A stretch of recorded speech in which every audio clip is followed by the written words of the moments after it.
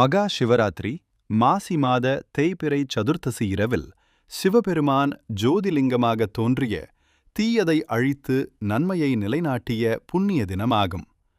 பார்வதி தேவி சிவனை வேண்டி தவம் செய்த நாள் மற்றும் வேடன் அறியாமல் வில்வ இலை தூவி வழிபட்ட கதை சிவராத்திரி இரவில் கண் விழித்து வழிபட்டால் மோட்சம் கிட்டும் என்பதன் சிறப்பை கூறுகிறது. மகா சிவராத்திரி புராண கதைகள். ஜோதிலிங்க தோற்றம். பிரம்மாவிற்கும் விஷ்ணுவிற்கும் இடையே யார் பெரியவர் என்ற போட்டி வந்தபோது சிவபெருமான் ஜோதி பிழம்பாக தோன்றினார். அந்த ஜோதியின் அடியையோ முடியையோ காண முடியாதவாறு சிவபெருமான் விஸ்வரூபம் எடுத்து நின்று தன்னை உணர்த்திய இரவு மகா சிவராத்திரியாக கருதப்படுகிறது. வேடனும் வில்வமும். பக்தி கதை.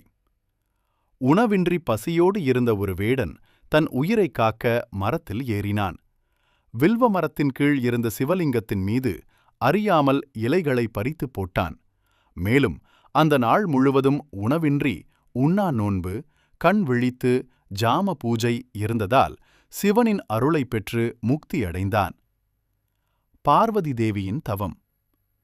சிவனை திருமணம் செய்வதற்காக பார்வதி தேவி கடுந்தவம் புரிந்து சிவனோடு இணைந்த இரவு சிவராத்திரி என்று சொல்லப்படுகிறது. வழிபாட்டு முறை. சிவராத்திரி இரவில் 4 ஜாமங்களிலும் சிவனுக்கு பால், தயிர், தேன், நெய், இளநீர் போன்றவற்றால் அபிஷேகம் செய்து வில்வ இலைகளால் பூஜித்து சிவபுராணம் பாடி கண் விழித்து வழிபடுவது சிறப்பானது.